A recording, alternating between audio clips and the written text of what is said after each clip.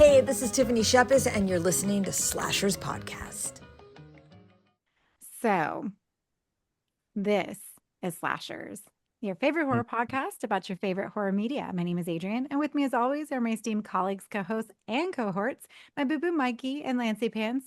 Gentlemen, say hello to the mutant goons from beyond. Hello. What's up? All right, so today is our second week of You May Do Whatever You Want Monday. But before we get into that, would anybody like to share anything new and fun and exciting that they've done horror related? Yes, I have seen quite a bit. Ooh, do tell. What have I seen? What have I seen? Let me bring up Letterboxd. It's one of those weeks where I've seen a lot. So I did take the kids to see Mortal Kombat 2. Highly recommend. Loved it. Ooh. Yes. And surprisingly, I didn't, not even when I was watching it, didn't I realize this. You remember The Chilling Adventures of Sabrina? Yeah. You remember the three sisters? I Oh, think, the shaved head one is the one that yeah, was blonde haired in the series. yes. Her actual name is, I believe, Tati Gabrielle or something like that. And then there's an Asian girl that plays, I believe, Agnes, the brunette. So there's three. I know Dorcas is the redhead because that's a name that's hard to forget. And I think yeah. that's actually Dorcas is one of the in real life was a woman that was burned at the stake for being a witch back in the Salem trials. So, Oh.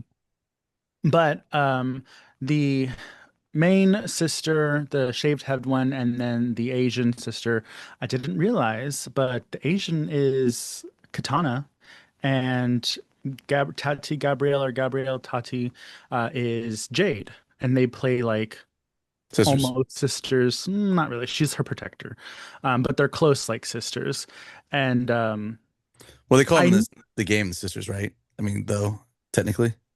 well, it depends how deep into the lore you want to go. They refer to each other as sisters, some are like close as sisters, but ultimately, once Right. Katana's kingdom gets taken over, Jade is assigned to be her watcher, basically. Yeah. And her name is Tati Gabrielle. And Tati Gabrielle, very unique, very beautiful, so she's easy to know who she is. But the girl who plays Katana, I didn't really connect the dots because she's hasn't really done much. Turns out she's also in that Do Not Enter movie that we talked about briefly. I haven't seen it yet, but I think Lance, you saw it. Yeah.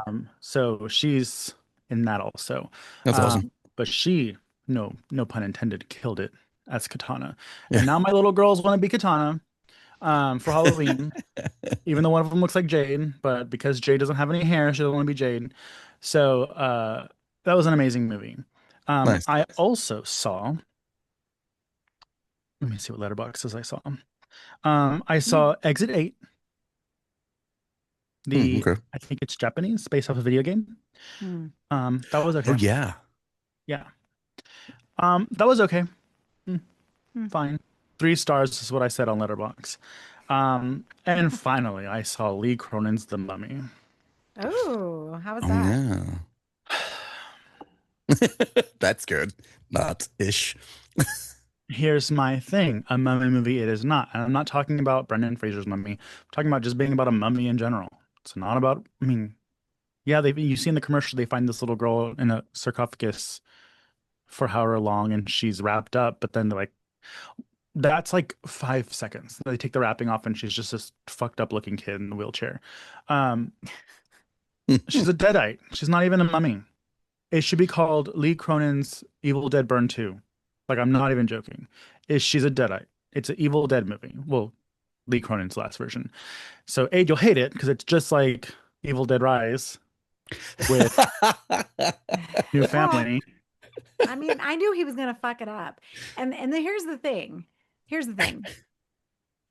You're banking on the mummy so you can have the metadata and have an already ingrained audience, right? For the mummy. But why do that? Because there's already an audience ingrained for Evil Dead. So why even do that? They could have called it the Deadite. They could have called it something else. And then I would have known it would have been a CGI disaster and I would have skipped it. So thank you, Lee Cronin, for not disappointing me. I mean, at least you didn't get the Honestly, shirt first. it was just like the Evil Dead. It was just like Evil Dead Rise, where I'm like, it wasn't a bad movie. It just should not have been associated with that franchise. when I want to see a mummy movie, I want to see a tall, menacing, slow killing people. I don't want to see this little girl who looks like she has rabies crawling across. People even online were like, "This is like The Exorcist." They said it's a better Exorcist remake than the Exorcist remake. Like Lee Oh, Cronin that's knows how funny. to make a movie, but it's like, homie, like make your own, and then you won't have like so much scrutiny over you because we're not going to be holding you to the tethers of the franchises that you're trying to bank off of. Yeah, I Yeah. mean that's what we keep talking about every time. Like we have talked about it before, where it's like, you want to use the thing, but then you get pigeonholed to certain things. And when you could just go out and make your own movie, or at least find an original script, dude, and just do your magic. Well, what is the tagline for the film or the in the film in the trailer they say what happened to Jessica or Yeah, what is it? It's something like that. Katie. Why not whatever. Why not just call it that? And then all of a sudden they're like the mummy. And I'm like, No, but I thought the name of the movie was no, the other because then we're thing. gonna get Lee Cronin's Whatever Happened to Baby Jane. Lee Cronin. Lee Cronin, I wouldn't, you know what? And I'm not saying that, but yes, I hated Evil Dead Rise, but the reason I hate it is because of the CGI and the amount of CGI made it so not scary, so not an Evil Dead movie. Because Evil Dead like totally banks on their fucking practical effects. If you want to like blend a little bit of CGI where you need to, that's understandable. But I shouldn't be able to tell that CGI. It should be seamless. Okay, Yeah, then you're being successful. I think it's lazy as fuck to have that amount of CGI in a horror movie because then it's just an action movie. I don't yeah. need an action movie. I'm here to be scared. Scare the fuck out of me. Creep me out. Be gross, be gory, be fun. But like, don't stop. Do Like, you think he's hurting himself more now? Like, like, yeah, you're getting paid, you're getting these movies, these kind of things, but in the long run, do you think he's actually hurting himself more? Because then at some point, people are going to give up on him if he well, doesn't do something more significant I for don't himself. know. If the movies are successful, he's gonna keep getting shit, right? So I Right. mean, that is what it is. He's an Irish filmmaker. All right, he's kind of cute. We'll give him that. Lee Cronin, at least you're handsome. So Wasn't he an actor before? Maybe I'm thinking of someone else. Oh no, I'm thinking of the guy that did Long Legs, the guy from Legally Blonde, I believe. oh no, Oh, that's yeah, that's Yeah. what's his name? Patton Oswalt. that No, all's well. Oz It's Perkins. Osgood Perkins. There you go. He's Anthony Perkins' son. So Yeah. he is in the horror family. So, Hmm. Yeah, uh, but to your point, Lance, if anything, the Mummy's probably going to hurt him because with Evil Dead, it was very split down. Actually, I want to say more people liked it than didn't. Right. It's just the hmm. people that didn't had very strong opinions. But this one seems to be getting panned a lot, and I was willing to go in blind, and I did go in blind, and it was really gross. Um, there's a lot of really gnarly things in it, but Yeah. I didn't care. Yeah. Mm. It didn't surpass the idea of what it was. Yeah, and you guys know I don't like demon possession movies, so at the end of the day, I I don't like mean, it. well, I Kind of think wasn't that your cup of tea. obviously they went with a new filmmaker for Evil Dead Burn, and there's a reason why. I didn't read why. I'm sure we could find out, but obviously there's a reason why. So hopefully, and I have a good feeling about this one because I think this one has a completely different tone, a different look to the other one, and I just hope that he at least does this one justice. Yeah. The new director. Nice. Yeah. Anything And else? the last thing I wanted to just mention, I didn't watch them, but I found two 70s movies, or I heard about two 70s movies that I'm like, oh, I wonder if Aid will want to watch these. Um, because Hmm. Aid likes 70s movies. Have you seen The Incredible Melting Man? No. So we actually talked about someone I think shared with us Body Melt. Yeah, Body Melt came out in the 90s, right? Australian one. Yeah, but this Hmm. reminds me of Body Melt. The Incredible Melting Man is from 1977. It's kind of like a sci-fi horror movie, and what I heard is it's a 70s movie, but it's set up kind of like a 50s blob there's not the monsters aren't the same, but you know how 50s movies are set up with like the scientist and the creature Right. coming out and stuff. And so when I was watching the guy that I watch, Cobwebs, I've mentioned him a couple of times before, love him a Hmm. lot. He sells me on watching these movies, and I've heard about this one, but I actually want to see it now. Nice. And then there's another one that I think is interesting, from 1971 called The Beguiled. And that one stars Clint Eastwood. And it was remade in 2017, but I'm not here for a remake. But it's basically, it's first, I love period pieces. So it takes place in the Civil War. And it's Clint Eastwood is like a soldier, like a wounded soldier that has to go stay at this, um, what are they called? Like an Confederate girls' inn? school. No, Oh. a girls' school, but for the Confederate. And like all these girls and women like fall in love with him basically, and it ends up becoming like super wackadoodle at the end, where they all kind of start doing crazy things. You know how those wild female movies go. Um, I just thought it looked interesting, and I love me some Southern Gothic horror films. Nice. Well, and Clint Eastwood was very handsome back in the day, so there you go. Mm. Yeah. But yeah, I'm looking at that now. It looks interesting. it's supposed to be very erotic, Lance, so you should like that. Ooh. Well, I just caught up with the fact that Tales from the Crypt, all 5 seasons are now on Shudder, and I finally got to actually watch the first episode of the first season, and it was kind of really crazy because the way they did it, like, you know what I mean, like how you're used to, you recall or remember how the Crypt Keeper is or whatever. This being the very first one, so it was like totally different from like what you're used to. He was a little bit more tamer. You still have the laugh there, and everything like that. But the episode itself was kind of funny because it was narrated by Bill. He was in our Demon Knight. He was the main guy in the very beginning. Bill, I forget his last name. He was also on what was it? I forget his name, but he was also, but he does a like kind of like a narration kind of deal, and he was like talking from his point of view for the episode, which was a lot weirder than you would imagine. Normally, you just watch the episode, like there's no one really talking other than maybe kind of the Crypt Keeper in the beginning and leading you into it. This time, he was just like legitimately talking to the whole thing, the actual actor in the actual episode. So it was interesting to watch that from the very beginning. But I'm excited to watch all 5 seasons, which would be kind of nice to check it out and see. So are you saying this was an episode of the Crypt, Tales from the Crypt, where this guy was narrating it, or was it like commentary outside of the episode? Like he was narrating, but like commentary, like he's the actual actor and the actual person in the episode. But every once in a while, he would look at the camera, like he would basically do like a Ferris Bueller moment, break the fourth wall. Yeah, and he would be talking to you about what he's doing and why he's doing it. It was almost like narration, almost, but like obviously kind of like the Ferris Bueller style of doing that. Yeah, so you mean William Sadler? Yes, sorry, I wasn't named Bill. Well, Bill is short for William. Bill short. You know how you just think with people and just call them by their nickname. Yeah. Well, that sounds very interesting, Lance. Real quick on The Beguiled, so we may actually want to review the remake also, because it turns out the remake stars Colin Farrell as our little soldier, Nicole Kidman as the head mistress of the school, Kirsten Dunst and Elle Fanning as the students. So interesting. They took that remake seriously, I guess. Yeah.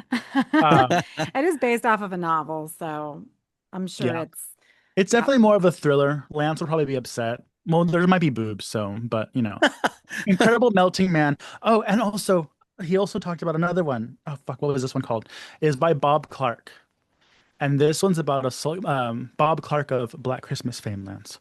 And he said this is actually on par of Black Christmas, where a guy comes home from the war and is like slowly deteriorating, and his family, and he's like, it's bleak, has no reprieve, and it's just like, and if we know anything about Black Christmas does have some comedy, but that ending, I can only imagine what he does with something else. And let's see, Bob Clark horror films. Darling, you can't blink a townie. Death Dream is what it's called. So okay, if anybody wants to know the 3 horror films Bob Clark has made, it's Black Christmas, Death Dream, and Children Shouldn't Play with Dead Things. I love Children Shouldn't Play with Dead Things. So if you have not seen that movie, it is insane. And I think it was like super independent. Like it's back in the 70s. Oh, so yeah. gory. Even the poster. Yeah, so gory, so fucked up, so fun. It's also a horror comedy, and it's how old is that movie? It's like in the 70s, right? Yeah, And it was made in 72. Nice. so good, and it's super short. I think it's like 70 minutes. Hmm. So, We're so just if you've gonna have to never, do a 70s month. we should Yeah, do a yeah. 70s month because I love a good 70s horror movie. Horror. Oh, I also saw They Will Kill You recently. So I saw that too. I forgot. yeah, yeah. So So good. that was good. So actually, I'll ask you, Mikey, since you're the only one that saw it. Just a little bit better than Ready or Not, too. Honestly, like I just thought it was different and more creative in certain ways. Hmm. It's definitely more balls to the wall, and it's just stylized so beautifully. It's Yeah. literally, if you got Ready or Not and you matched it with the fighting styles of Kill Bill with an amazing horror score, you get. Plus, Patricia. What am I? Am I gonna have a stroke today? Patricia in a pear tree. Patricia Arquette. Love her in this movie. Yeah, she was really Adam good. didn't like her accent, and I was like, it's fine. She's like an Irish accent, but she's Yeah, adorable. yeah. Well, it's interesting that she's doing that considering she never wants to talk about her stint in Nightmare on Elm Street 3. Well, last we see her. Well, at I mean, a horror actress just got an Oscar, so maybe she's thinking to herself, "Shit." Well, I mean, she was good in Stigmata. I love Stigmata too, Oh yeah, that was a good one. it's a good one. But yeah, I actually did see Ready or Not 2 this weekend. That was, I really liked the cast. Yeah, it's And I hard not to. love, yeah, and I love what's her name. I always forget her name. Why can't Samara Weaving, Sarah Michelle Samara Gellar. Weaving, yeah, Samara Weaving. Oh, Sarah Michelle Gellar was so good in it. Yeah. Oh God, I hated what happened, but Samara Weaving is just so fucking great. Like she just emotes everything. Like you felt her pain.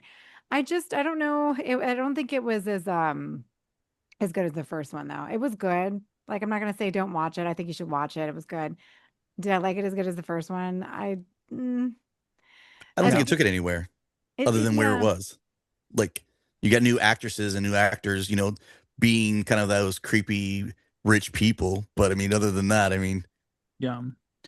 It's hard to follow up the first one and be as good because the first one we had the element of surprise of not knowing exactly what was happening, and when we found out, being like, "This is crazy," and also like it was one of those movies where at any moment like someone's gonna explode and I don't know who it's gonna be, and so it makes it almost the stakes are higher, and in this one it feels a little more safe, more like they just wanted to have fun.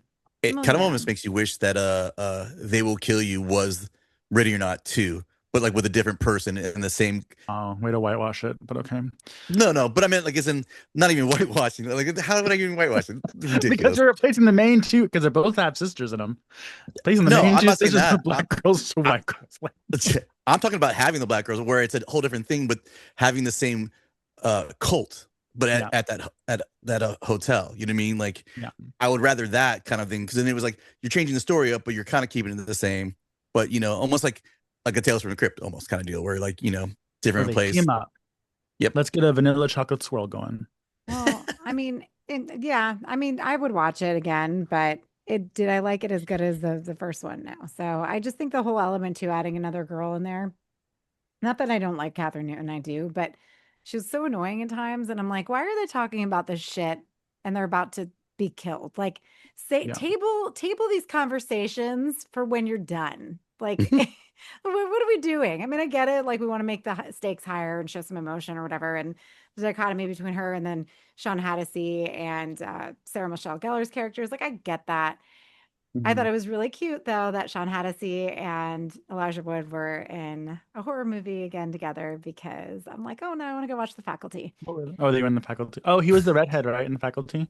Yeah, he's the football player in Yeah. The Faculty. Jock. So the Jack. But anyway, and then I saw Heresy on Shudder, which if you haven't seen it, oh my God, like it was so good. I did not, it's short too. So if you haven't watched it, there are subtitles, everybody. But I was like, okay, because I didn't want it to be like that other one they had on Shudder where the girl, like these girls are so miserable that they have to murder a baby so that the townspeople kill them because Mhm. if you kill The yourself, Devil's Bath. the devil's bat. Oh my God. Make Yeah, you want to slit your wrist watching a movie like that. I did. Anyway, It was Um, Mikey. But Heresy is good. And you know what it reminded me of? And the girl even in the movie looked like her was Slewfoot. It's like I know when you told me that I got excited, but I haven't seen it yet. you'll And like it's only it. an hour. Did you know it's an hour? It's only an hour. So you're in and you're Oh. out. Done. I loved it. And because like sometimes with these types of things, like we drag it on, you don't need to drag something on if you've got a good story and you can tell us the story with the amount of time that you have. No need to add fluff, people. So Oh whatever. God. And the mummy's almost 2 hours long, everybody. So let me Uh, forewarn you about that. Um, what did Doug used to say? It was fanning its own nuts. exactly. But yeah, so that was all I watched this weekend. Also too, did I send you guys that video of that horror hotel in Colorado? So that looked interesting, for future trips. So that'd be Oh fun. yeah. Let's Mhm. go get spooky in the snow. Mhm. The Stanley Hotel. Whoop whoop. That would be cool. Honestly. So moving it along to our feature of the day was my pick, and I picked it under duress. Um, Mhm. but I really wanted to see it. So I was excited. I'm like, okay, let's talk about it because our Patreon member Leslie had already seen it and he told me he didn't care for it. So I was like, Let's and watch I it. well, I don't know because like, he also recommended what's the movie that we did? Was it the The Korean Boxer's Omen. The Boxer's Omen, which is not Yeah. my cup of tea. So, I like you that one. That was great. I know. So like I wasn't sure where it fell along the line. So I'm like, let me just watch it. And the film I'm talking about is currently streaming on Shudder, everybody. So if you haven't watched it yet, go stop what you're doing, go flip it on. No, I'm not giving you my credentials, just pay for the damn thing. Today we are doing Dolly. And Yay. tagline of the film, Mommy Knows Best. Mhm. So it's based on the writer-director's Todd Blackhurst's 2022 short film, Babygirl. And I think that actually, this is the second film we've done this month that's based on a short. So again, I'm going to preface this episode. I'm sorry, Rod Blackhurst, not Todd Blackhurst. I'm going to preface this episode by saying not all shorts need to become feature lengths. Okay. We Even don't if you throw need. Seann William Scott in it. Yeah. Which is Did it why I have? wanted to see it. Oh yeah. And actually, I will have a positive thing to say about him later. But do you happen to know if this short also had this main actress in it? No, I don't know if it had her in it. I should probably look that up because I didn't really look too much into it, but I think that whoever plays Baby Girl, which is their name is Max the Impaler, who is a wrestler, I guess, for NWA. Yeah, Sorry, yeah. whoever has to go Non, up against her. yeah, non-binary. I mean, Them. well, I thought the whole time it was man because it's like, giving Leatherface vibes when Wait, who's what non-binary? The actor or the character the of the Baby Girl? actor, the Okay. actor. I thought you were saying I was like, but her name's Baby Girl. And Well, no, I thought there was a man playing the character. my question is, was it really their tit? I Oh did not yeah. find That was an interesting moment. I'm like, The tit was featured multiple times, everybody. Yeah, that okay. So, and and also to say that I'm sure the short is really good, and I wanted to watch it, but I didn't have time, and I didn't know it was a short. I did my notes today, everybody. So, and I did not have time to watch it. So, I really do want to see it because I'm sure that the tone of it, you're going to know a lot more because I feel like almost as if because at the end, did you know that was Ethan Suplee? I didn't even notice that guy in the basement. oh, the dad character, I guess The guy technically. chained up in the Yeah, basement. yeah. For everybody who doesn't know who they're talking about, what about Earl? Or no, something about Earl. What was the TV series with Jason Lee? My name is Earl. He's My the name is Earl, and brother. then also Mallrats. He's the one that can't see in the schooner. Yeah, the sailboat. Whatever. But he used to be really big and now he's skinny. So, but And muscular. yeah, I've seen him skinny, but so I just did not recognize him at all. I didn't notice, but I think part of the reason why was because there was a lot of lag in this movie, and a lot of the time I was on my phone because I was getting bored. And again, I don't want to shit on this movie because there's a lot of good things about it, but to just kind of get into it, I guess the Production adapted the 2022 short film Babygirl to the feature-length narrative, and director Rod Blackhurst utilized the original short film as a conceptual and technical foundation for the expanded screenplay. Apple Original Films secured the distribution rights following a competitive bidding process involving multiple major studios. So apparently whatever he did worked and everybody wanted it. But they did have a lot of homages to other horror movies. I don't know if you noticed them. Yeah. What were they, Lance? Well, chainsaw, literally, and they use 88 millimeter, so that was a really, really fun aspect of the movie itself in general. And the forest scenes were really cool. What was it? What's the movie? Is it not Strangers, but the other one? They're like on the mountainside, and that guy basically looks like Jason. It just came out not long ago. Oh yeah, I was gonna say this reminds me of even the way it's shot is the violent kind in a violent In nature. a Violent Nature. Yeah, in the violent nature, it's kind of like I mean, like they had that kind of like almost like it was on the rustic, mountains of Virginia type kind of feeling towards it and whatnot. But yeah, obviously the Chainsaw Massacre is going to be the main vibe. That in Psycho. Well, they had little nods to Overlook Hotel too in it as well. So yeah, the scenic overlook or whatever, which was the only kind of nice part when he took her to that cliff, right? I'm like, oh, that's pretty. I mean, they're in BFE, but that's nice. First of all, though, and then but this is what I don't know. I just didn't think it was realistic for them to go on a hike with practically nothing. Yeah, but they didn't bring anything. Were they camping? Were they just going out there for the day? Why did the kid need an overnight bag and to stay hiking and they didn't want to bring the kid? Yeah, no, if you're going to propose, take me to the Maldives, okay? Take me to the Bahamas. I am not going to just hike my way to a cliff, especially when there's hanging babies in the woods. So, yeah, I don't know. I think some of the character choices, like if I saw all those dolls hanging in the woods, I'd be like, time to go. Yeah, like maybe we should be here because clearly there's somebody here who thinks this is fun, and that's not me. So anyway. I think that's more the ethnic people of us. Like anytime we see something weird, we're like, nope, we're gonna die. Yeah, automatic horror movie. This is sense. bad for us. They were both white.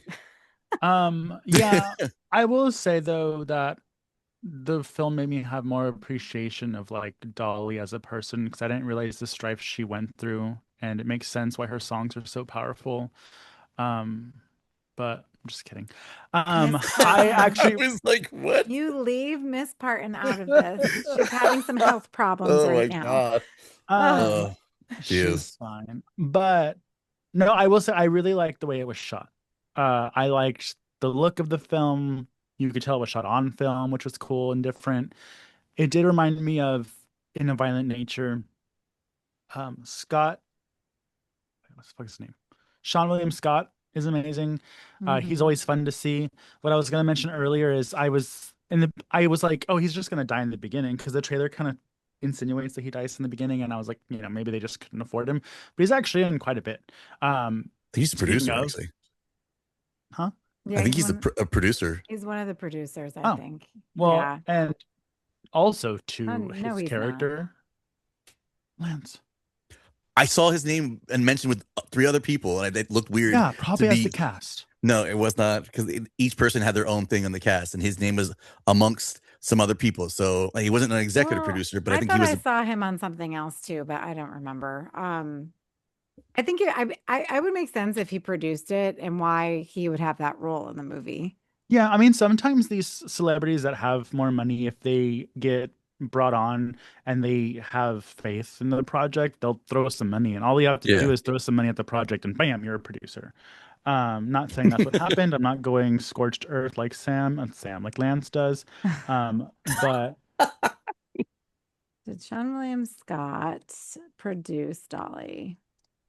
Yeah, I'm not seeing him listed in any of these things. Because I feel like because there was a weird spot where like it had his thing, like it has a name like with 3 people, but not like where it was initially when it said Seann William Scott, and then they said his name was like Clancy or whatever his name was. Oh, because Seann William Scott, I think produces for Witchcraft Motion Picture Company, who is involved with this.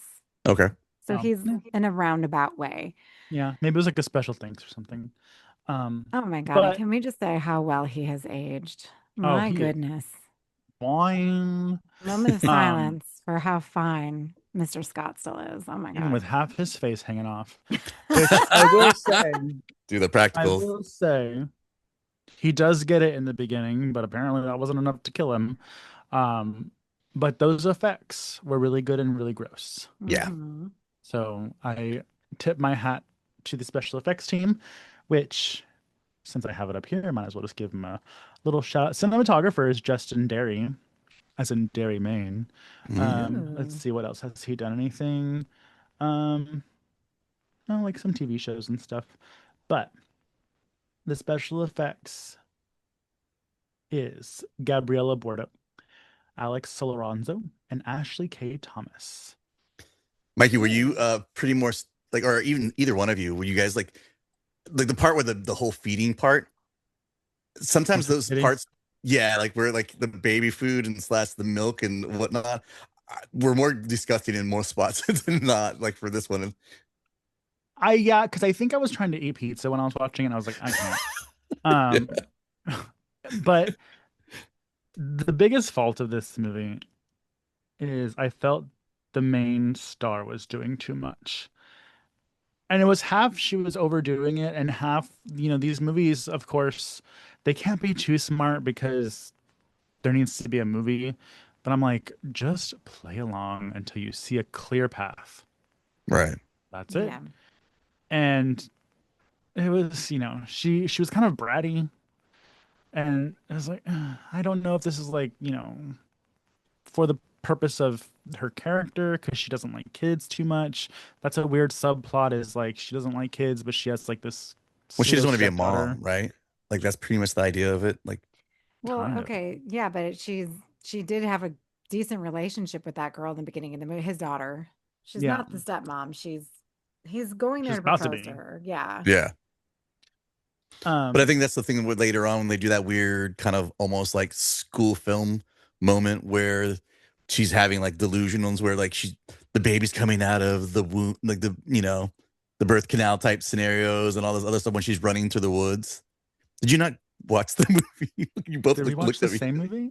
Yeah, there's the scene where like she's running through the woods. It's after the final, well, spoiler folks, Seann William Scott finally gets killed at the secondary scenario, and she's running through the woods, and basically she's almost like she's having like an LSD moment or something like that, because she's like so distraught from, I guess, his death or whatever, and Baby Doll is like chasing after them.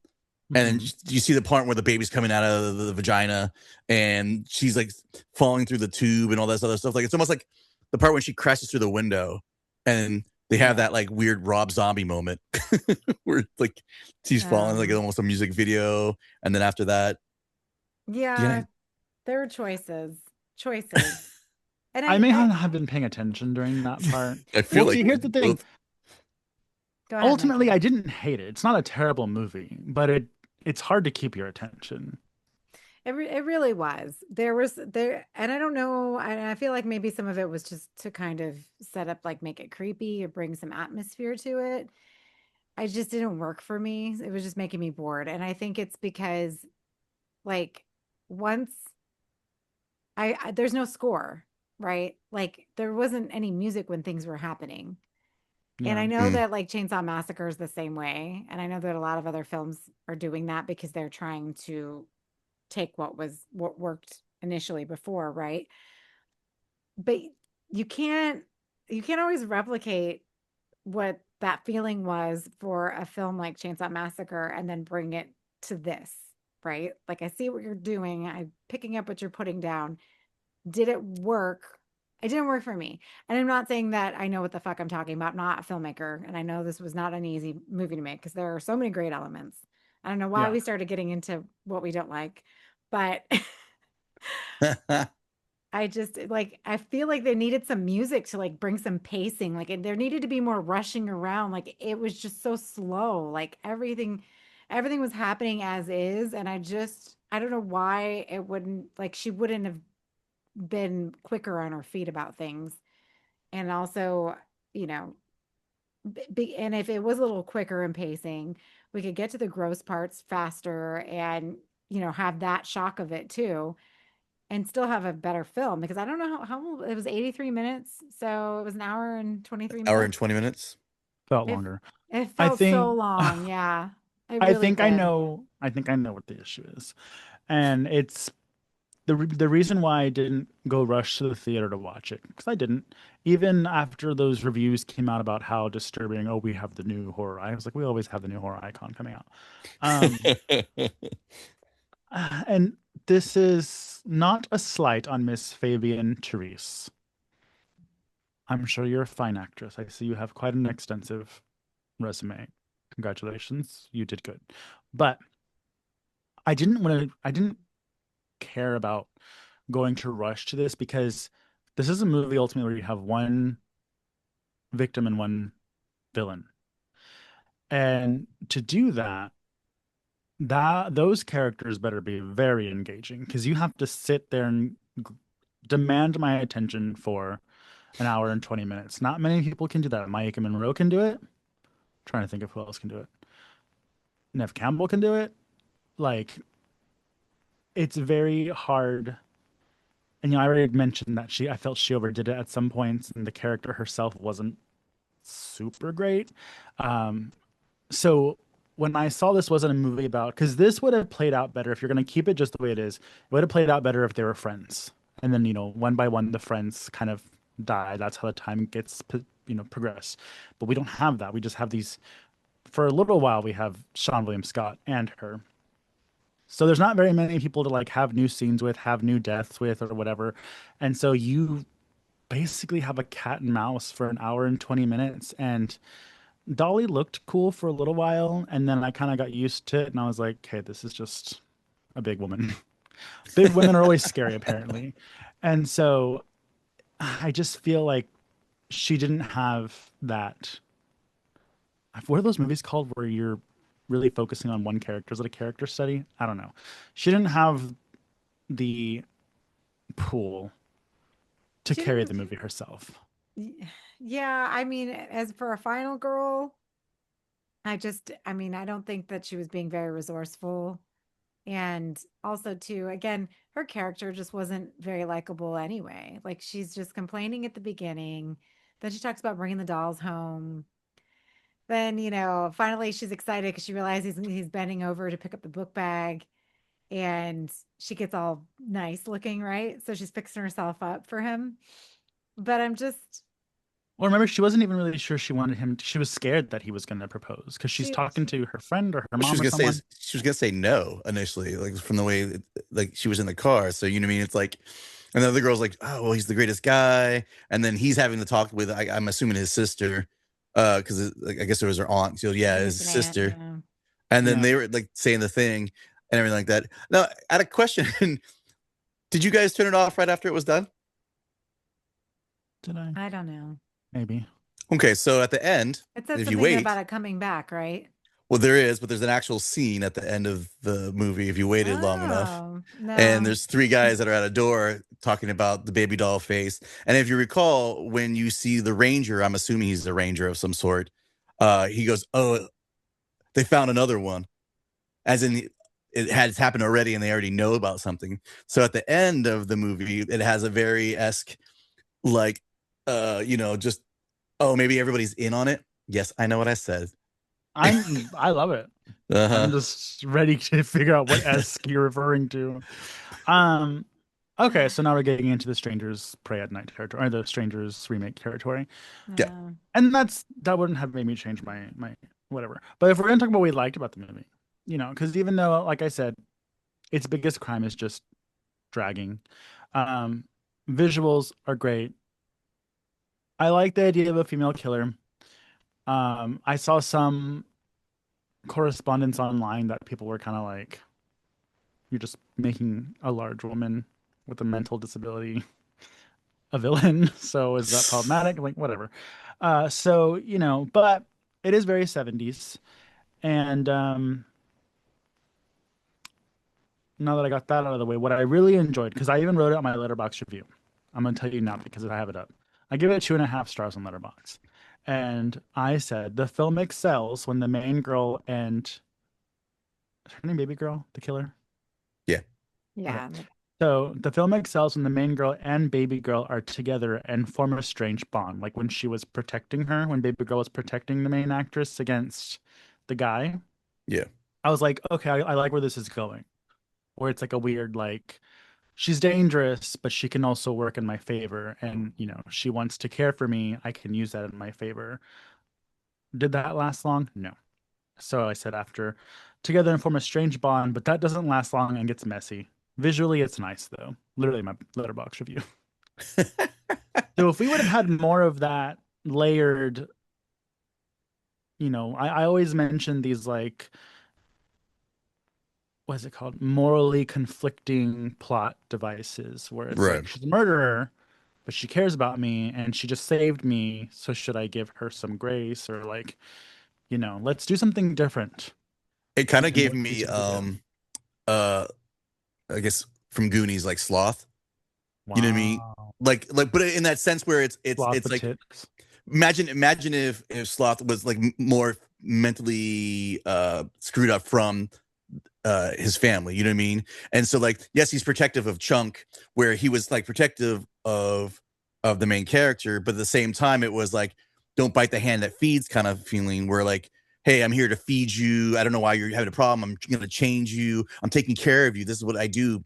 You're my baby. You know what I mean? This and that. It's the same part where like she basically rips off the main character's ear and then she sews it back, which is a great scene. Like where, Yeah, that was gross. like sewing it back together, and like any scene like that where you have that slow moment where, you know what I mean? Like it was really cool. And again, it's like, it's one of those things that maybe this is great in a smaller dosage of the short type, you know, but at the same time, it was pretty badass. Like it was like interesting to like see some of these moments where like you're talking about where the main character Baby Doll seemed very vulnerable. And then you could also tell that there's obviously abuse from the dad character or whoever that is, or the brother. I don't know what character Ethan was playing. I forget his name in the movie, but like there's that moment where obviously she's been abused, and you see that, so you're like, oh, I get it.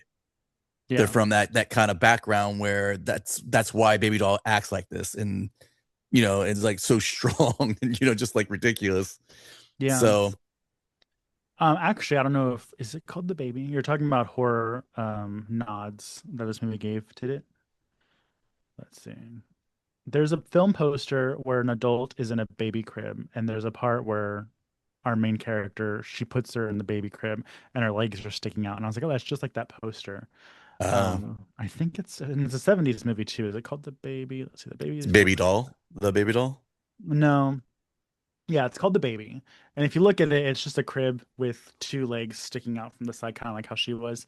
So maybe they are making a nod to that too. I think it's about this family that treats their adult child or their adult child as if it's a child. It's a tough one. I won't watch it again. If a second one comes out, I don't know. Depends who they get to play the man. Because I probably only watch this one because of Seann William Scott. Well, you know, I wish they gave him more to do because, yeah, while he went through the woods and everything, I think it just because a lot of the movie I did like the practical effects. I do like the camera. I mean, I do like something a little bit grittier. I think it could have been grittier if they cleaned it up a little bit. Like, you know, again, we talk about this all the time. If it's the same writer, director, they don't want to get rid of anything, right? They want to keep everything. Everything's perfect. And, You think every good idea. yeah, well, that's not always the case. So I just think that I wish I had Seann William Scott had more to do. The effects on him were amazing and it was gross and it was like you felt his pain.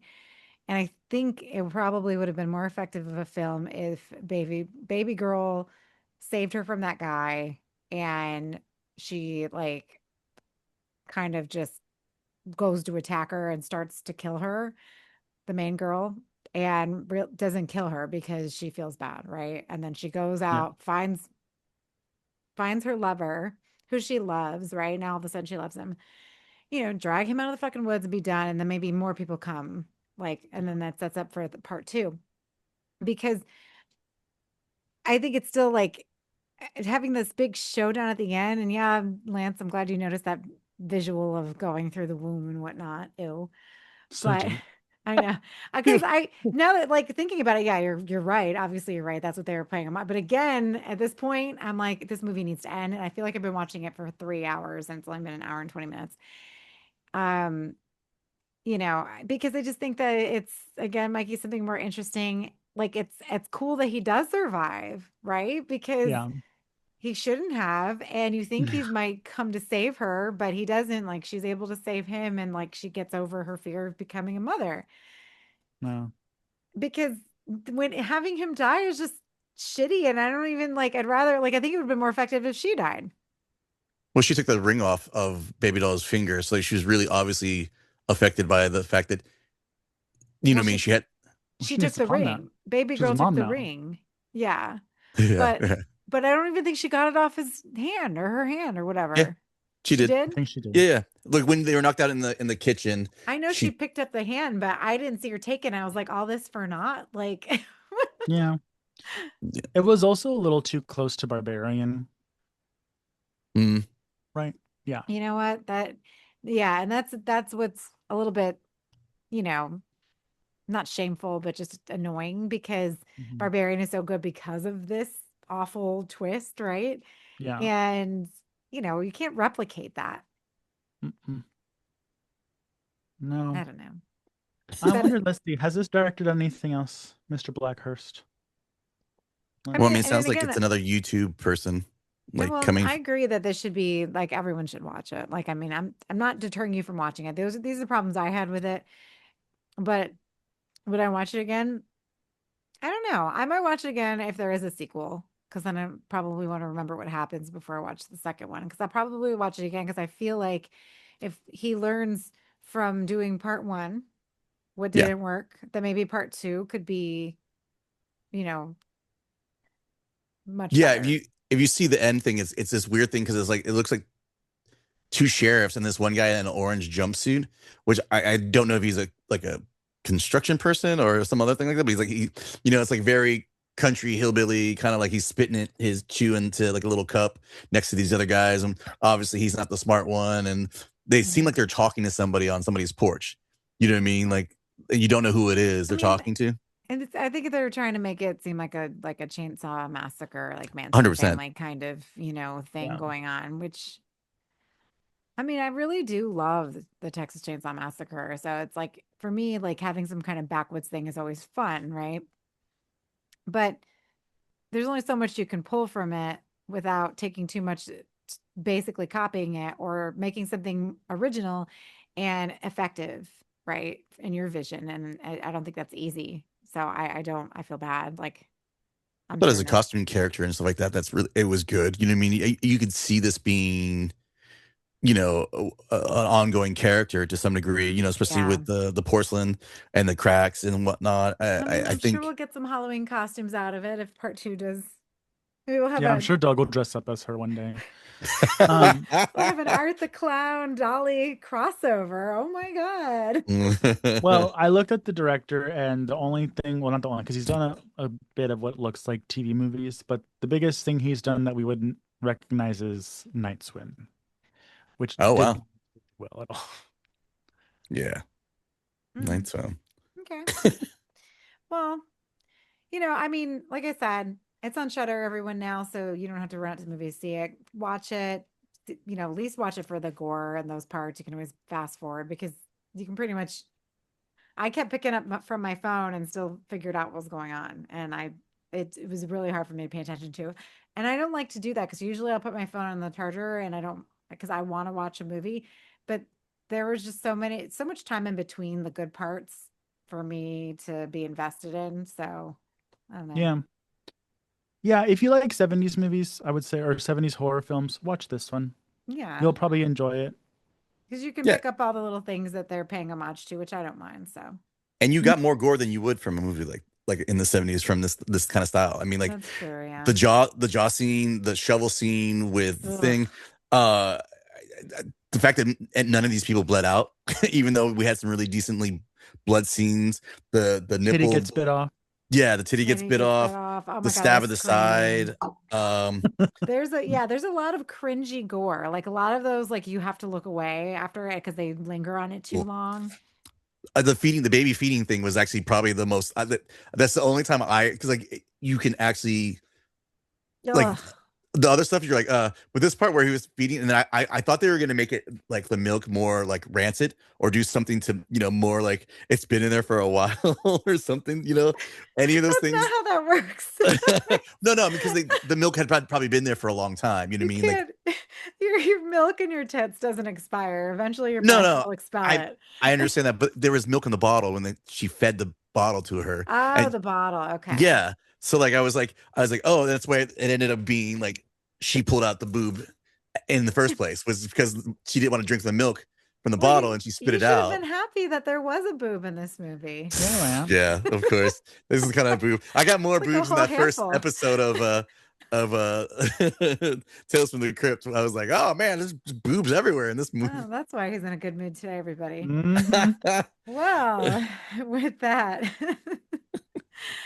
I mean, you guys hear our feelings on this one. I'm more disappointed because I really wanted to like it, and unfortunately, I didn't. So, and Leslie, no, I don't think that you are the catalyst for why I didn't care for it. I probably would have been just as bored without your opinion. But anyway, I agree with you. So there. So that's it for this week's Slashers podcast. Please exit the podcast in a calm and spooky fashion. If you want to see our faces and see how I treat them, which is just adorable today, so don't even go there. I have been a delight. Surprisingly.